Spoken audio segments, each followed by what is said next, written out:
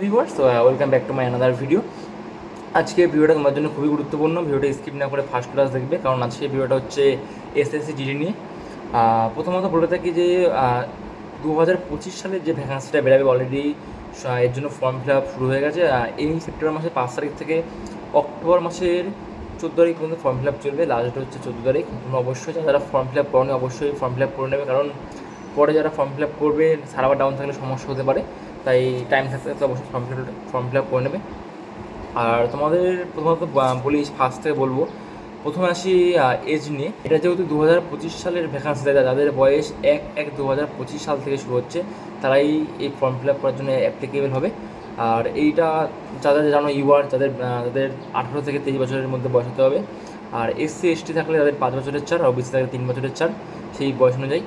আর যেহেতু এটা 2025 সালের ভ্যাকান্সি, তাই কিন্তু এটা মনে রাখবে যে 1/1/2025 সালে তাদের বয়স গণ্য করা হবে। আর ন্যাচারালি 2/1/2002 থেকে যাদের 1/1/2007 মধ্যে জন্মগ্রহণ করবে, যারা করবে তারাই এর জন্য অ্যাপ্লিকেবল হবে।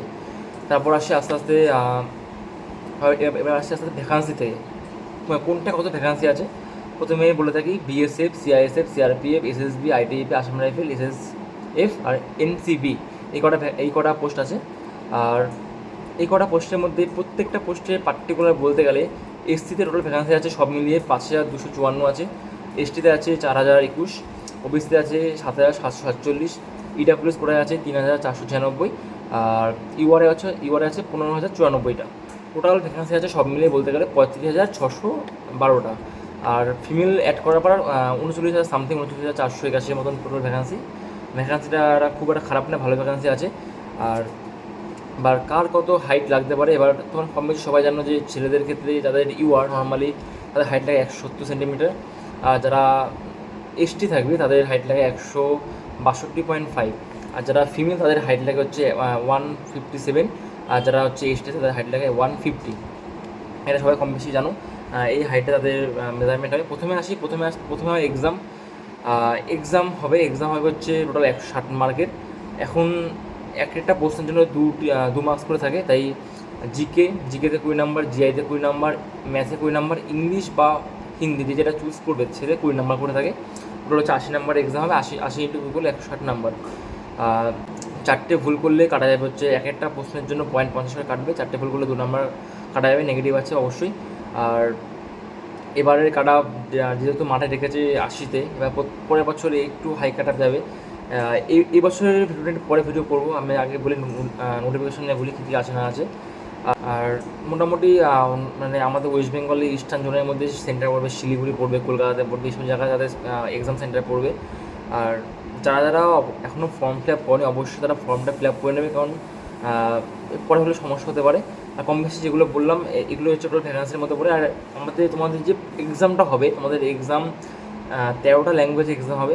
আর আগে যেমন বেঙ্গলি ছিল না, এবারের থেকে চালু হলো বাংলা ল্যাঙ্গুয়েজে এক্সাম হয়। যেহেতু অনেকটা সুবিধা হয়েছে এক্সাম বাংলাতে হয়, কারণ যারা ওয়েস্ট বেঙ্গলে ম্যাক্সিমাম সব বাঙালিদের খুব সুবিধা হবে, কারণ বাংলাতে পরীক্ষা হলে তোমাদের প্লাস পয়েন্টটা বেশি হবে। কারণ আগে হিন্দিতে ছিল, ইংলিশে ছিল, অনেকে ইংলিশ কম বেশি কম পারো, অনেকে হিন্দি চুজ করো, অনেকে হিন্দি ভালো পারো না, ইংলিশে চুজ করো। বাংলাতে তোমাদের কমফোর্ট জোন একটা, বাংলাতে এক্সাম হলে তোমাদের আগে যেমন জিআই যেমন পরীক্ষা আসতো, জিআই বলো, অঙ্ক বলো, অনেকে কিন্তু কম বুঝতো, কোনো একটা টার্ম বুঝতে পারছে না। কিন্তু যখন তোমরা জিকে দেবে, জিকে যেমন 20 নাম্বার থাকে, জিকে কিন্তু অনেকেই বুঝতে পারো না যে কেমন টাইপের জিকে আসছে, মানে ওই লেখাটা পড়ে ইংলিশ পড়ো বা হিন্দি পড়ো, যারা কম বেশি একটু হালকা একটু উইক থাকবে তারা কিন্তু বুঝতে পারবেন না যে আদৌ এটা কী বলতে চাইছে। তাই বাংলা হওয়াতে খুব সুবিধা হয়েছে।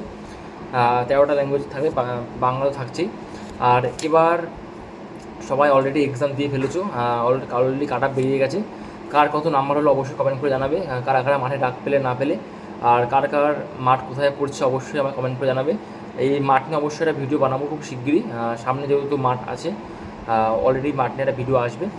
আর তোমাদের যদি এসএসসি জিডি নিয়ে কোনো কোয়েশ্চেন থাকে অবশ্যই কমেন্ট করে জানাবে, কী কী টপিকে ভিডিও অবশ্যই বানাবো। এসএসসি জিডি নিয়ে আরেকটা বলে থাকি, যারা অলরেডি তাদের মাঠের জন্য প্রস্তুতি নিচ্ছ তারা অবশ্যই মন দিয়ে মাঠটা করবে, কারণ এই মাঠ পাস করলেই তোমরা কিন্তু অলরেডি একটা অনেকটা স্টেপ অলরেডি আগিয়ে যাবে। কারণ মাঠ পাস করলে ধরে রাখো তোমাদের ম্যাক্সিমাম মানে 80% তোমরা পাস করে গেলে মাঠে। এবার যেহেতু আগে যেমন ছিল না, এবার থেকে নতুন চালু হলো যে মাঠের সাথে মেডিকেল একসাথে প্লাস হবে, মানে 1-2 দিনের মধ্যে অবশ্যই মেডিকেল হয়ে যাবে।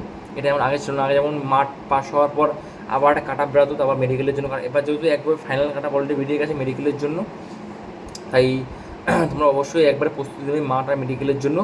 যার যে সমস্যাগুলি অলরেডি আছে যে মেডিকেলের জন্য, তারা অবশ্যই সেগুলো সারিয়ে নেবে, বা টুকটাক মেজর প্রবলেম হলে সারাতে প্রবলেম হবে, যেগুলো মাইনর প্রবলেম সেগুলো অবশ্যই সারিয়ে নেবে। কারণ এখন যেহেতু তোমার টাইম খুব কম পাবে, মাঠ হওয়ার সঙ্গে সঙ্গে মেডিকেল হয়ে যাবে, তাই যার যা প্রবলেম অবশ্যই সারিয়ে নেবে। কারণ এখন কিন্তু কোনোভাবে সময় নষ্ট করবে না, এখন মাঠ আর মেডিকেলের জন্য একসাথে প্রিপারেশন নেবে। কারণ এবার কিন্তু অলরেডি মানে একটা দিন যাচ্ছে, তোমাদের কিন্তু হাতের থেকে একটা দিন চলে যাচ্ছে। অলরেডি সবার মাঠের ডেট দিয়ে দিয়েছে, যার যেখানে মাঠ পড়েছে অবশ্যই মাঠ সম্বন্ধে আগে থেকে জেনে নেবে কোন জায়গায় কেমন মাঠ হতে পারে। অনেকের আমার যেমন আগেবার মাঠ পড়েছিল দুর্গাপুরে কিন্তু একটু মেজারমেন্ট কিন্তু একটু হাই টাফ হয়, খুবই টাফ হয়। কারণ দুর্গাপুরে ব্যাটালিয়ান, ওখানে সিআরপিএফ ব্যাটালিয়ান আছে, ওখানে কী বলবো আমি, তাদের হাইট খুব টাইট 170-এর কাছাকাছি, বা 170 বা 71 হলেও খুব একটা প্রবলেম হয় না। কিন্তু আগেরবার ওখানে কিন্তু প্রচুর, আমাদের ওখানে 300 জন, আমাদের ওখানে 300 জন গেছিলাম আগেরবার এসএসসি জিডির জন্য।